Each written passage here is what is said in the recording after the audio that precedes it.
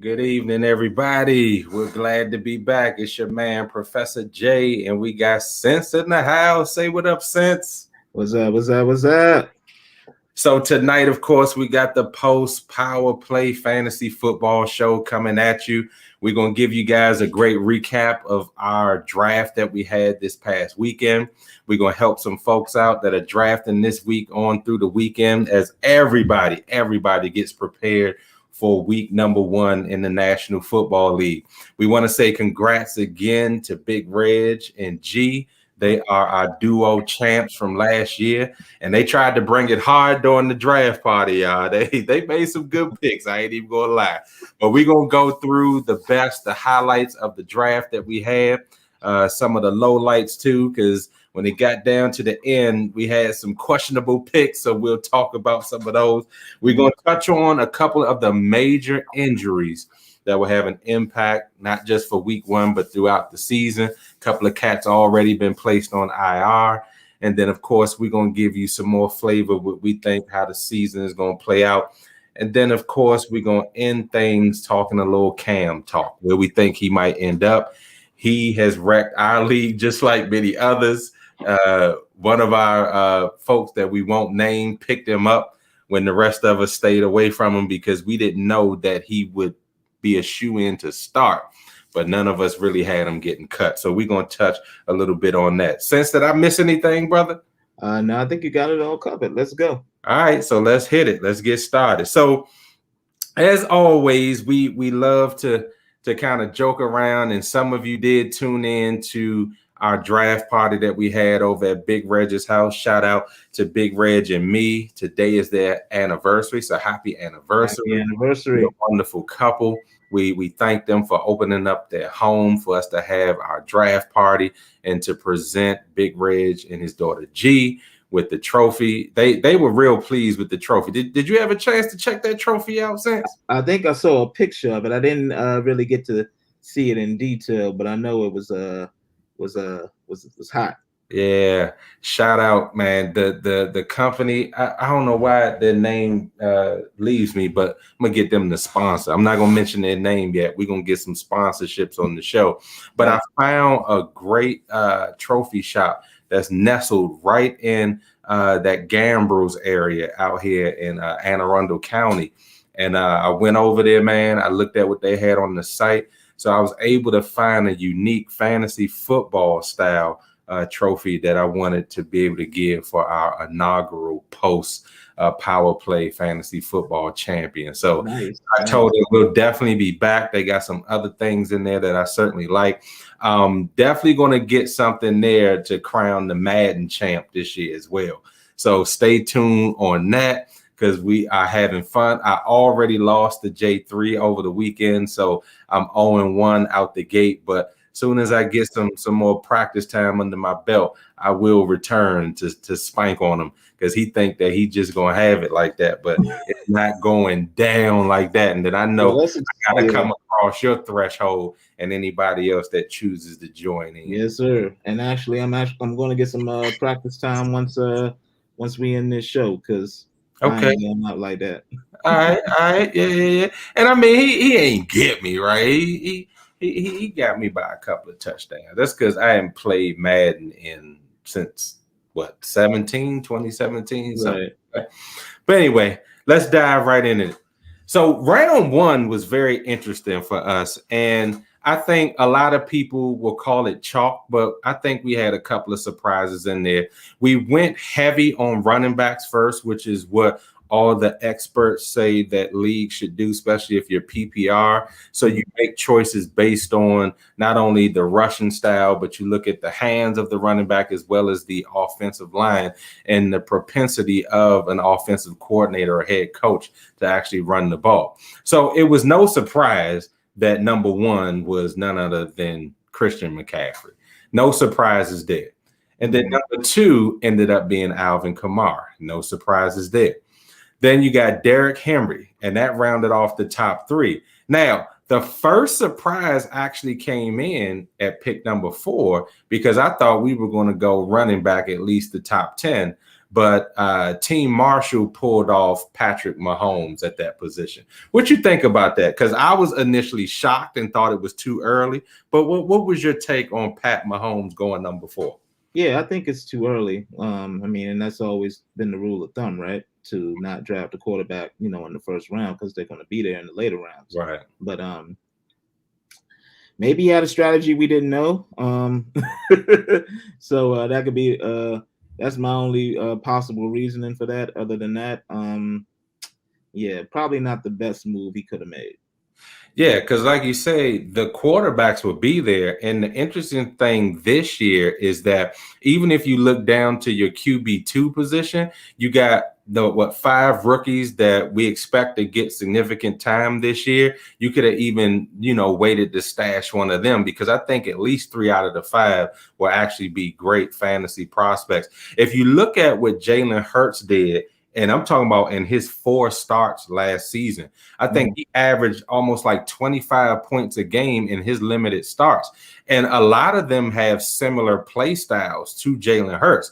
Nice arm, ability to scramble, get you some rushing yards out of the break. If things break down, you got a quarterback that needs to kind of look for through his progressions and things like that. And I've been hearing some great things about him in training camp, but nothing bad or poor has been said about any of the new quarterbacks. I think who might be your least favorite to start, and I say least, would probably be the boy in San Francisco, Trey Lance, right? Yeah, especially since he chipped something in a bone in his thumb. Right. So. Right. Yeah. But even if you look at his performance throughout preseason, I mean, he's playing a lot better than some of the veterans, the incumbents that'll be starting for their particular teams. And then if you look at what old Sneaky Cal was doing in the last game by funneling both of them in and out of the game like they running backs or whatever, many people are speculating whether that will be a strategy that they will put forward. But yeah. And he hasn't made his decision yet. He hasn't made his decision yet either, has he? He pulling a Belichick. He's going to wait until the last minute so that people can't really plan for who they're going to see on opening day. But we'll see. We'll see. I think Belichick was going to play that whole card out if Cam didn't shoot himself in the foot with the COVID protocol and his status. I think Bill was going to play that out until week 1, and nobody would know who would be there. I know that the sexiness about Patrick Mahomes was surrounding the fact that he will scramble. He will get you some yards. He's very cerebral at quarterback. He's a lot similar to what Russell Wilson brings to the table. But again, round 2, 3, quarterbacks could have even 4 or 5. Yeah. The next surprise was Josh Allen. And I think that was a play against me, because Big Reg and G snatched my quarterback from last year, because I had every intent of picking him up in the 2nd or 3rd round. But they wrecked my strategy by pulling him off first. Now, I ended up with a really good pick. I chose Antonio Gibson, because Antonio Gibson is really going to turn the corner this year. Catching the ball out the backfield, his blocking has improved. So I see him playing more snaps than per se the other running backs. He's definitely coming behind a line that is really trying to find his identity and come together. I think it really depends on how Scherf really is the anchor of that line and he sets the tone. I'm just really hoping that he can stay healthy this year, and with him being under the franchise tag, that he really shows the fact that he wants to be here long term and will actually play that way and not just say, all right, fellas, good night. You paid me for this season. I'm about to go get paid somewhere else. So I'm really hoping that the franchise tag doesn't taint his long-term goal of really being here. Well, Washington's under a new regime, so new regime brings about new thinking, new ways of doing things. So hopefully that has won, if not will win over the players, and we'll have them signing long term. That's right. Now, to close out round 1, another surprise was Travis Kelce going in the first round. Now, he is a beast at tight end. And all of the pundits would tell you that if you were going to take a tight end in the first 3 rounds, it had better be one of the top 3 tight ends. So Kelsey going off the board. Then you got the Raiders. Waller.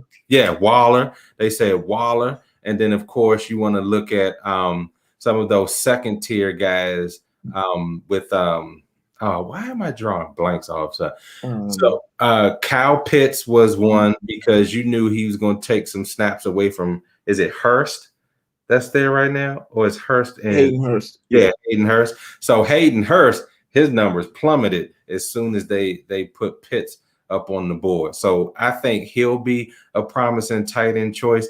And I think you just have guys that can just really show that they can be red zone threats. I mean, Logan Thomas, to me, the biggest jump out of any tight end from year to year.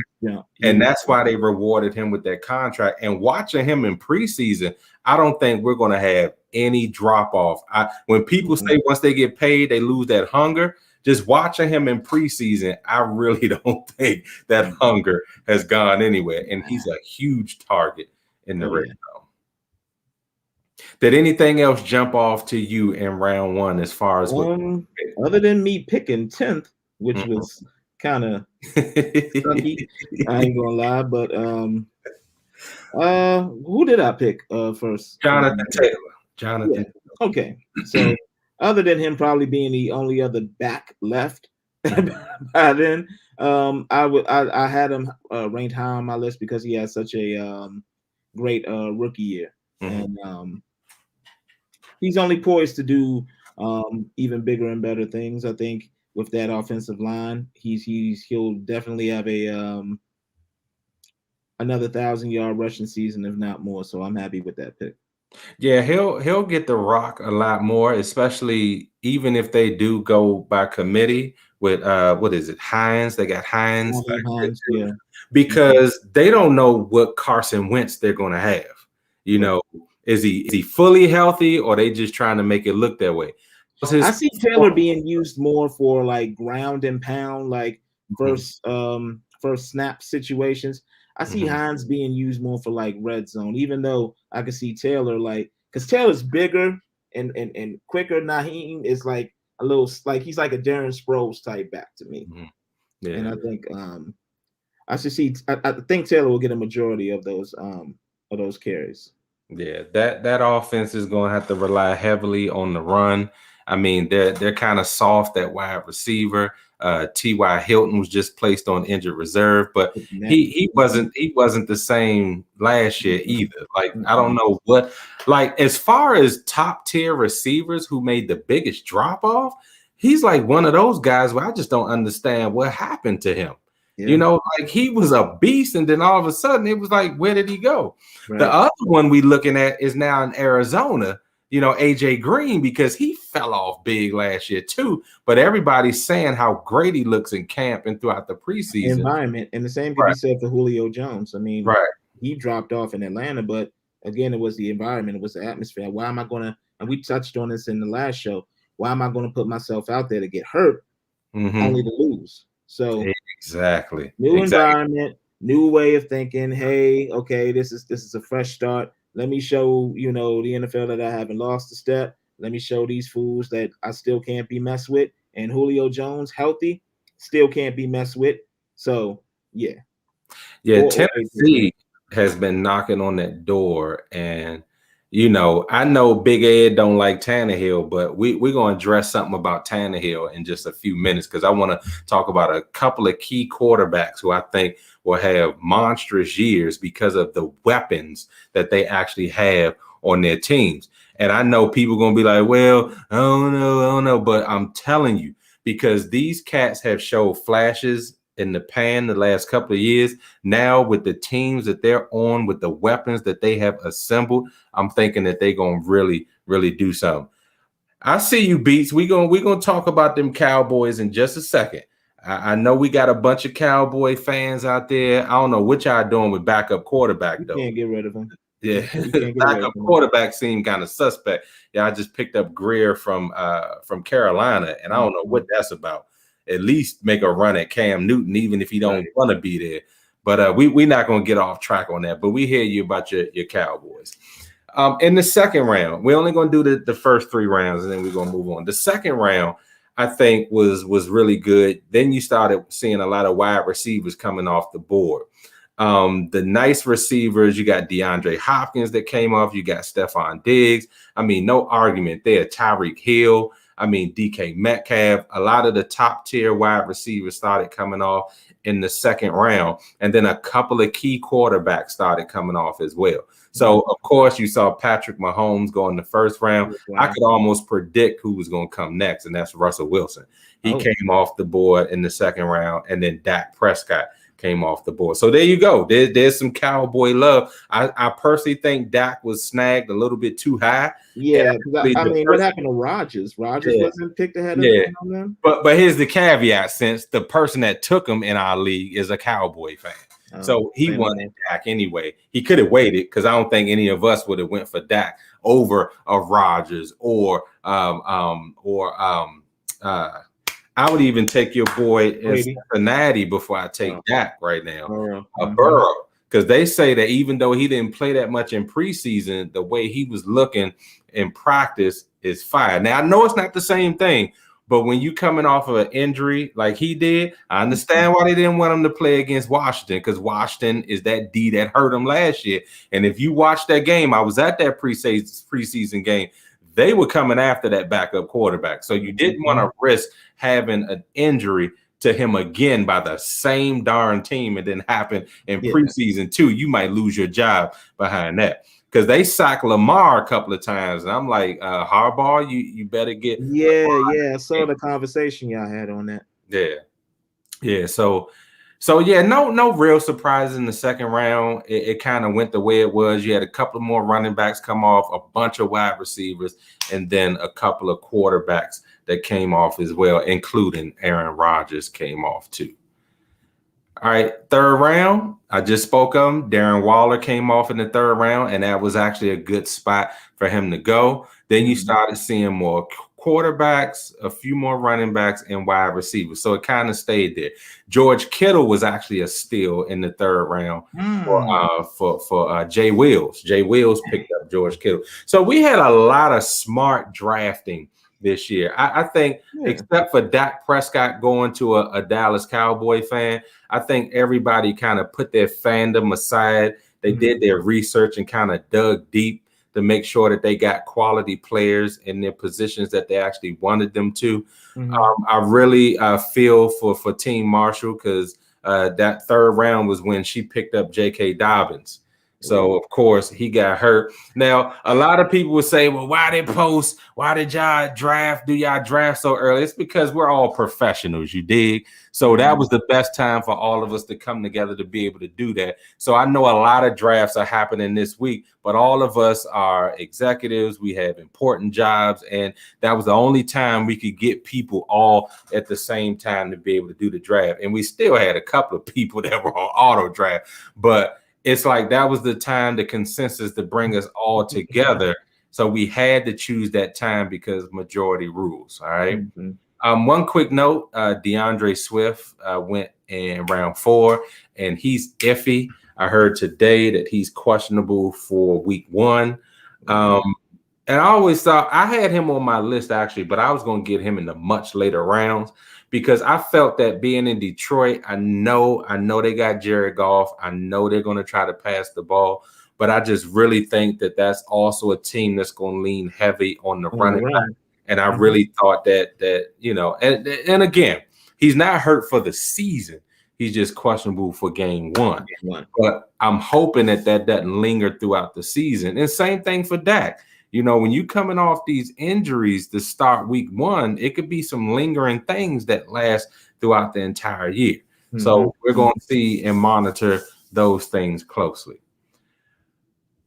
Let's see. Really no other surprises throughout our draft. I mean, we really had a good time really choosing folks. The funny part was when Joe had his volume up. So whenever somebody snatched one of J3's people, ESPN has that dude that said, "Oh, I think somebody else was looking at him too," or something like that. So we kept laughing because we all kept taking players that he was looking at. So the dude kept saying, "Oh, I guess they like." Oh Lord, we was dying. That's funny. But I can tell you, J3 snuck me because he took Alvin Kamara. He knew that Alvin Kamara was going to be my first pick. He got me. I wish I was there, man. I had some shooting obligations, but I wish I was there. And that's important, right? And we understood. Yeah. All in all, though, I'm happy with my squad. I was kind of like, dang, because full transparency, I drafted Jalen Hurts as my quarterback, and doing some further research on him.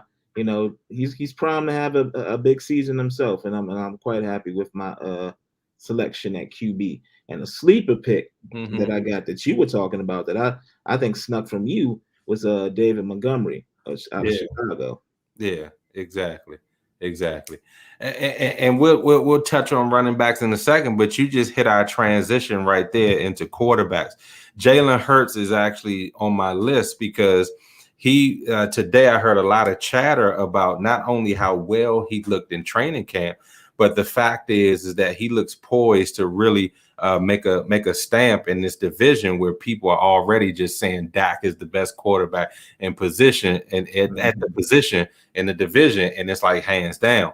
But I think that he'll definitely give a run for the money. What I was nervous about was that I really expected for Zach Ertz to get traded to New Orleans, because New Orleans, their starting tight end went down, and he probably won't be back till mid-season. So I really thought with Zach being disgruntled and everything that New Orleans would have made a run at pulling him this week. But I think maybe the hurricane factored in and things of that nature. But I think having Ertz as that target and Goddard, I think I give it to New England, the edge with the two tight end sets. But I got to go with Philly having Goddard and Ertz. Those two boys together on the field at the same time can wreak havoc. And I think those two will be his safety blanket. I know they got Rager, and I'm looking for big things from Rager this year because he didn't shine like I thought last year, because I picked him up last year. But I think he'll be all right as a speedster. So I'm feeling you with Jalen Hurts as a dark horse pick there. Yeah. I mean, you said it. I mean, the two tight end set has always been Philly's security blanket. And I mean, with health as a factor and all of these, guys coming back healthy, people have written Philly off in the division. I mean, I say the NFC East is going to be a lot better this year than it was last year. So it's probably going to be down to the wire like it was before, but only with better records. And I can see Philly sneakily kind of rising up, especially if Hurts does well. So stay tuned. Yeah, I mean, I definitely agree with you with the fact that I think late December, when all the division games come to a head early January, that the division will be a tight race at the end.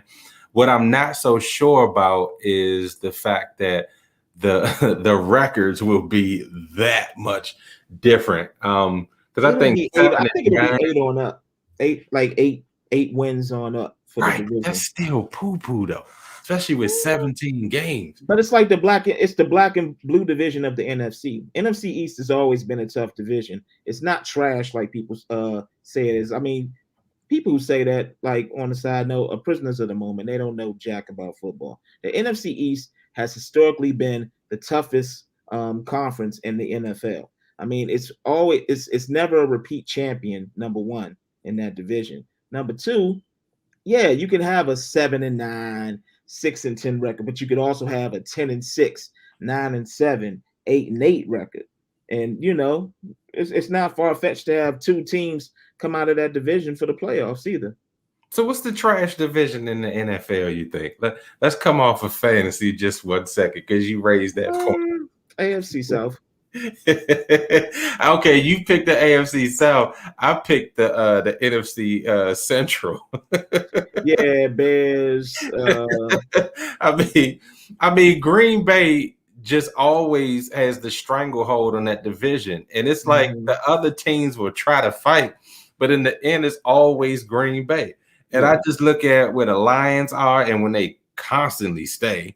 And then you look at Chicago. I mean, they like this. I mean, they should have never fired Lovie Smith, man, because that was the best that they had, and they got rid of a very good coach. And then Minnesota, it's the same way. Yeah, Minnesota. And it's like, it's like they just up and down. They can produce a great defense, but it's like you get offensive weapons and you kind of waste them. I hate to say it. They waste them. Waste them. You got quality running backs. They've always had quality running backs. You got dope receivers. And then it's just like, why can't you really win? I know where this is going. I'm going to leave Kurt alone tonight because he's not on our list.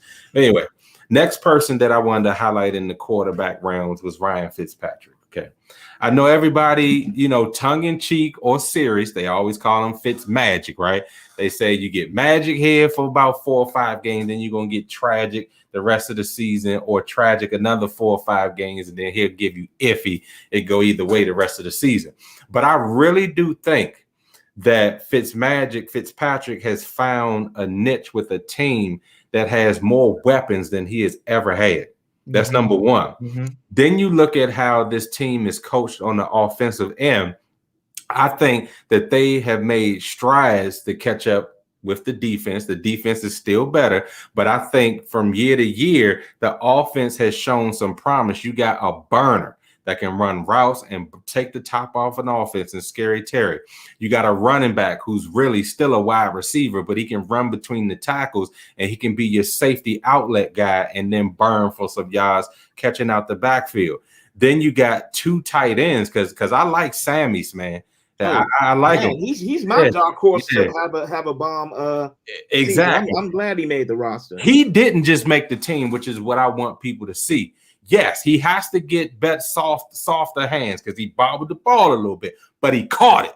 You can't tell me that he didn't come down with the joints and he took shots. He's a physical specimen. We got 2 tight ends to me that by the end of the season, we're going to be talking about them as a nice dynamic duo from the tight point. He reminds me of a Tony Gonzalez, Sammy does. And these Bama's block. They block.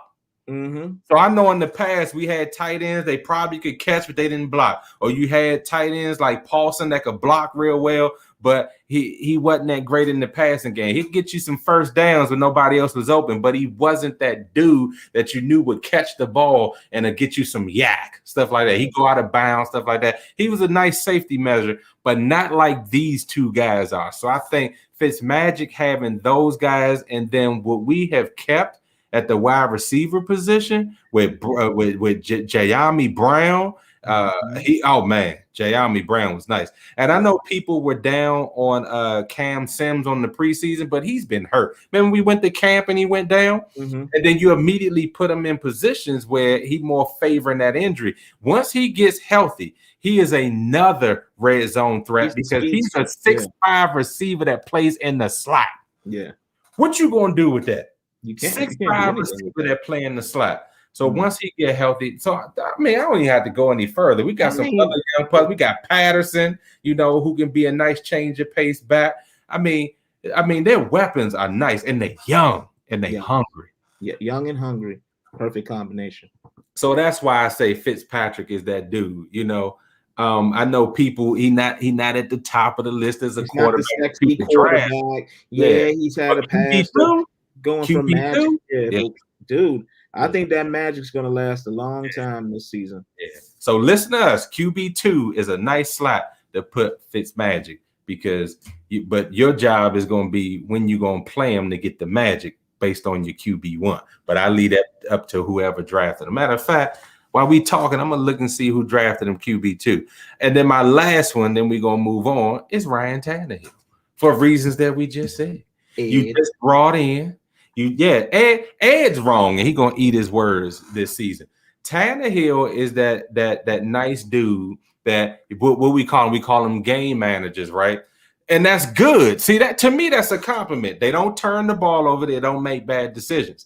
But when they do throw the ball, now that you got Brown, now that you got Julio, now that you got that dog in the backfield, and you got a nice dog at tight end. I mean, don't forget. Tannehill can scramble too. He got some wheels too. We seen him do it in the playoffs. We seen him do it in the regular season. So I think Ed is down on him because he's still remembering what he saw in Miami. But every year, Tannehill has been making progressions. He's been making progressions. Now that you have another wide out on the other side, oh my gosh. Oh yeah, Tennessee gonna be real scary. Matter of fact, they're gonna run away with that division. It don't even matter what Carson Wentz think he can do. They're gonna run away with that division. Tennessee, yeah, as J3 would say. Right, they just had too much. And then lastly, Cam Newton. Where do you think he might end up? The fan of me wants him in Dallas. The logic pick though for him would be Houston. I mean, because they have a needed quarterback. Tyrod Taylor is really your only option, and you know, it's not a hard job to take. Let's say,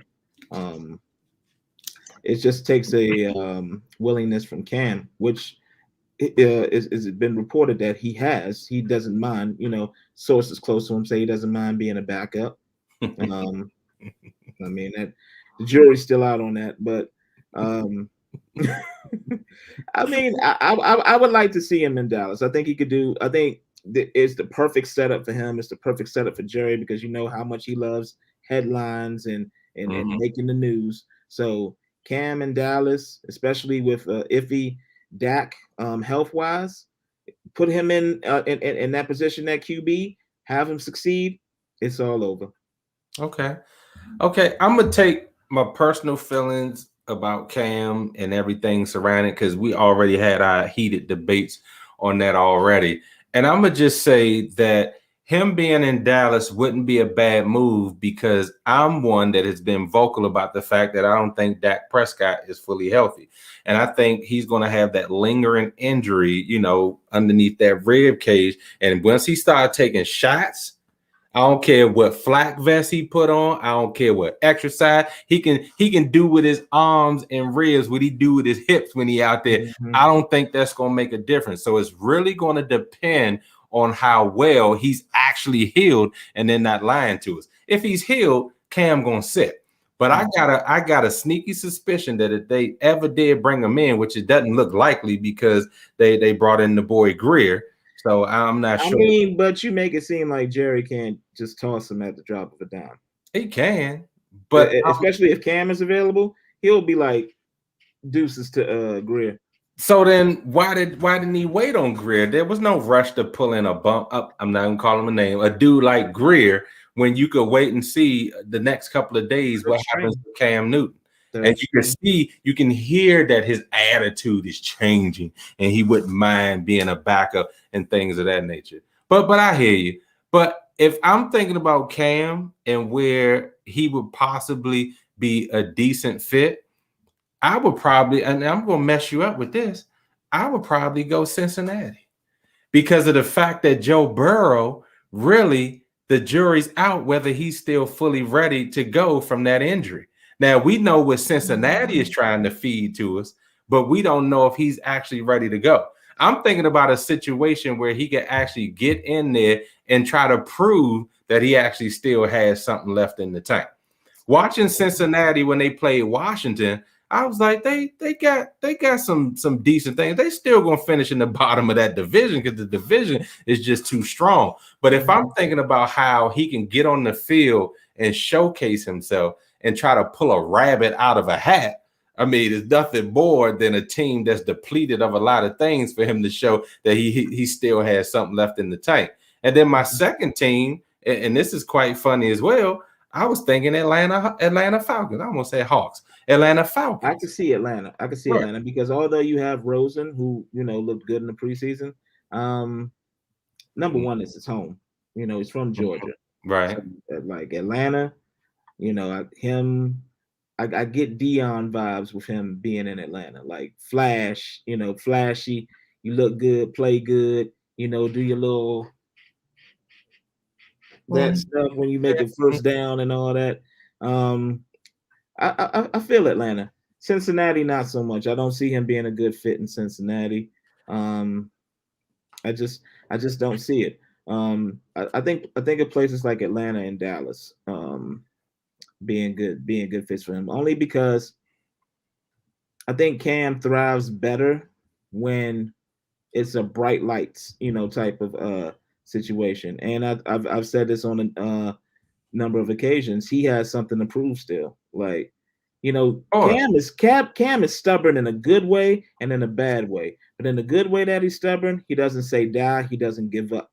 So I can see him like really being motivated if he gets that shot again and really showing like, yo, y'all must have forgot. So I see Atlanta and Dallas as being those spots. The only thing I would say is, Matty Ice is still a prolific passer. I mean, but Matty Ice is going to be a statue in the backfield. So if Atlanta starts out losing, he would be a good change of pace to go to in that situation, because then you're saying we need somebody that's going to come in and give us a little bit more dynamic, right? Get out the pocket, run, do what you need to do, quarterback draws, and then throw the ball, because Cam still has a strong arm. Plus, why I think Dallas would be a good fit for him, that offensive line. Though aged, it's still a decent offensive line, and with a good offensive line, that opens you might take away some, not carries, but some burn from Zeke with the running. But if you have to scramble or whatever, what better line to do it behind than the Cowboys? Right. Hey, Ricardo, man, hands down, Mike Davis, man. Did you see what he did in Carolina last year, holding it down for McCaffrey in that offense? He was really one of the only bright spots in that offense. Now that he's in a slightly better situation, I would definitely take Davis over Gaskins if it's between those two in a PPR league. I agree. It's based off of what his production that he did last year when McCaffrey didn't come back to play. So that's easy. All right. All right, Stan, well, we can transition because now we got moved to running back. What do you think is a good move for the Baltimore Ravens at running back with the few guys that are out there that could still be at least bell cows for half the carries in the game? AP still playing? I heard AP is still in shape. He hasn't retired, so I'm sure he's waiting on a phone call for the right situation. When you open it up with the run, that extends it for the passing. That's all I'm gonna say on that. And AP has proven to be a good bell cow running back. Yeah, I couldn't say it more. And for folks that are looking at a running back that you could put in spots for your fantasy league that's going to get you goal line or red zone touchdowns, I mean, AP did it for Detroit last year. Now, he didn't play much in between the 20s, but when he got in the game, he's still going to run hard.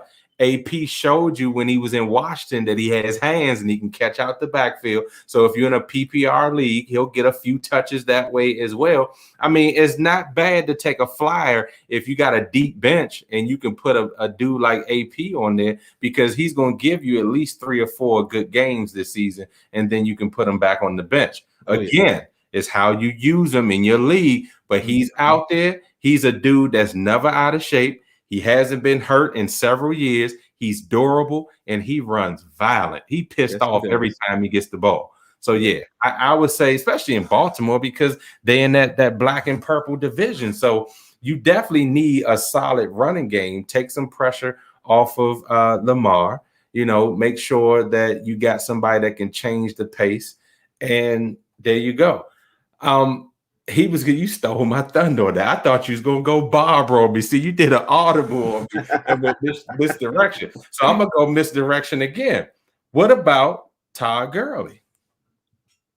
Wow, yeah, that's a good one. I thought he was still in Atlanta, but well, rumor is that he's on the block. They because they not sold with his knees and all that kind of stuff. But see, in Atlanta, he was looked at to be the every down back. When he was in LA, he was looked at to be the every down back. Sadly, when you go through arthritic knees and all that kind of stuff, playing a full down role is not good for you longevity wise. Because look at what happened to him in LA. Started the season well, went downhill. In Atlanta, started the season well, went downhill.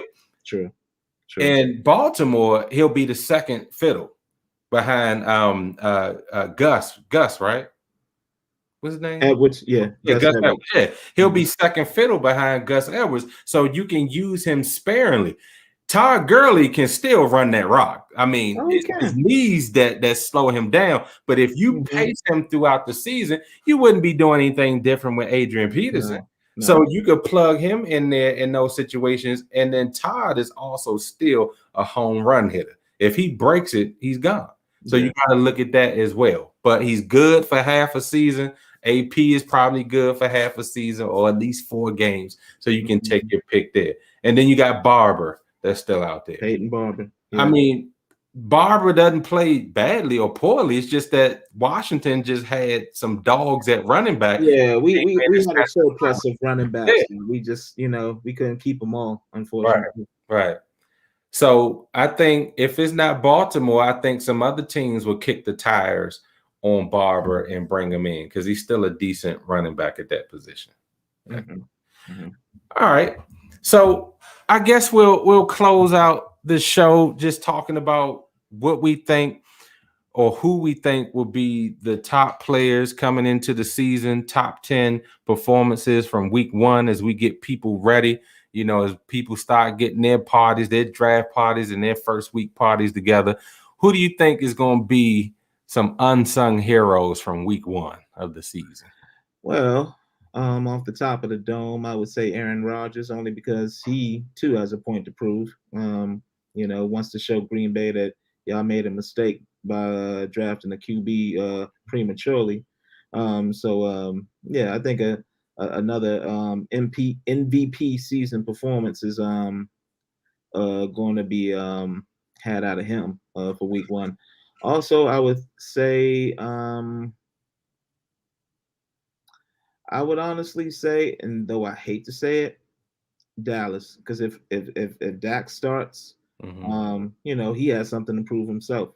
He wants to show up and show out, and with a new and improved Zeke, slim down, he's gonna be running quick and heavy and angry. So those are my two. Rodgers and Elliott. Okay. I'm going to go with Jameis Winston for the simple fact they're going to be back in Florida where he played his ball down at Florida State. He going to get some of that home cooking. He might even get him some crab legs. I don't know. Right. They'll be paid for this time. And I think New Orleans is going to come out of the gate smoking in their first game. We all know that he has the arm. We all know that it's just his decision making when to pull that trigger because he had just as many interceptions as he did, touchdowns. But I really, really think that being behind Drew Brees last year, having a coach like Sean Payton coaching you up, getting you ready, him actually in his last game winning that job. I mean, he made sure it wasn't a decision that was going to be close. Those 2 strikes that he threw in that preseason game were mid-season form. Let's just be real about it. He put them Jones on the money. Only the wide receiver could catch it. If they dropped it, that was on them. That wasn't on James. And when they pulled those in and he got them touched there, I was like, this boy is ready. And you talking about somebody that has always been critical of Jameis Winston, but I'm going to give credit where it is due.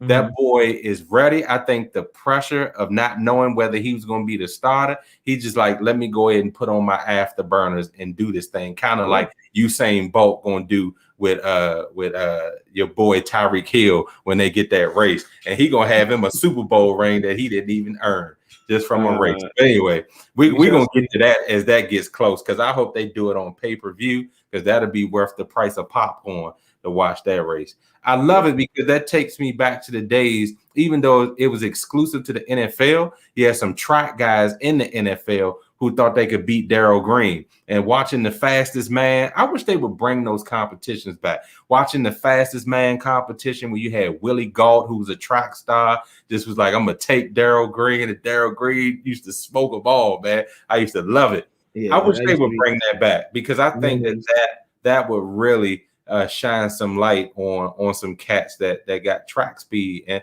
unfortunately, I know his knees won't hold up, but it'd been great to see RG3 in that before he got hurt as well. But yeah, I'm picking that's my first one, and then I'm gonna say I'm really gonna say that Lamar Jackson is going to come out blazing as well, because Baltimore is that team that has been on the cusp for the last 2 years, and it's really going to have to take some special play from him in order to be able to turn that corner. And I think he will. I think his arm is underrated. Now that he has some bona fide weapons at wide receiver, I think we're really going to see some things open up. I think they're going to clean up the running back position before week 1. And I think they're going to get one of those 3 guys that we mentioned to kind of right the ship in there, unless there's another dark horse out there that we're not thinking of that they could pull in.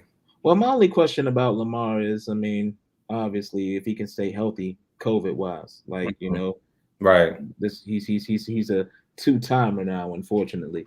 So, if he can stay on the right path with that, I totally agree. But that's the same criticism with Cam. Like, you don't know what to expect, and your quarterback going down jeopardizes the entire team. But we'll see. I mean, Huntley is nice, but it depends on how they run their quarterback room, because it could happen just like it did in Denver last year. That's what made me so upset with Kirk Cousins, because it's like you're going to say some ignorant things behind your stance and not being vaccinated, but then you can be in that quarterback room and wipe your whole quarterback core out, and then you got a running back, a wide receiver coming in to play quarterback so that your team don't have to forfeit. So that was the types of things we want to stay away from. So let's end it with this. Defense. What defense you think gonna really show up and shine week 1? I think I already know your answer, but Washington. Okay. Washington. Yeah. Washington. So we're in agreement on that, and that's not homerism, y'all. That's using our eyes. Right. That's seeing what they bringing back. That's seeing what they already had. That's seeing the scheme. And I'm gonna tell you why I'm saying that people don't really pay attention to. Depth. They have depth now on defense where they can now cycle guys in and out, even at the linebacker position. Look, Jamin Davis doesn't have to start, but I can tell you this, he's going to get enough run in those games that you're going to start to see his progression as well. Because I'm going to tell you who surprised me this preseason, Bostic. Bostic been playing that linebacker position like he been listening to the show, because I've been going on the linebacking core, last year, and how they need to upgrade and act like they hungry back there. And Bostic looked like he didn't had an off season for champions, because he came back hustling. I mean, he was running sideline to sideline like London Fletcher. I was like, yo, is that Bostic? But and that secondary too. Let's not sleep on them. That St. Juice out of Minnesota. I like them. I like the kid Forrest out of Cincinnati. Collins is back and healthy. So long as they stay healthy, this is a defense to be reckoned with. But week 1, everybody's healthy. I think they're gonna be wrecking shop. Oh yeah, against especially against the Chargers. Yeah. They gonna wreck shop. So look out, Mr. Herbert, because you in trouble. I don't want you to get hurt, but you're in trouble. That's all I'm gonna say. All right, well, we're gonna get on up out of here. We thank you guys for listening tonight, and next week we'll be getting you guys ready for Thursday night football, the opening kickoff. So then we'll have our added segment of our previews, who we think will win the game. We'll give you our sleepers, all that kind of stuff. The regular show will be back next week to get you guys ready for a brand new season. I'm going to tell you this, though. Enjoy some college football this weekend. It is the kickoff. I got my eyes squarely planted on quarterbacks this year, because even though I do like Fitzpatrick, we do need to pay attention to who we going to try to get in here as a young quarterback next year. It's all about this right here. I hear you, but I got a formidable opponent. Yes, we do. Yes, we do. I ain't gonna lie. Right. I'm believing in the youth. And Sunday night, I will be right there with my Fighting Irish as they go down to play Florida State in Tallahassee. All right, well, y'all be easy. Enjoy, and we'll see you guys on the regular show on Tuesday. God bless you. See ya. And thank the guys that tuned in tonight. We had some new viewers and listeners tonight. So definitely want to give you guys a shout out and come back. Holla.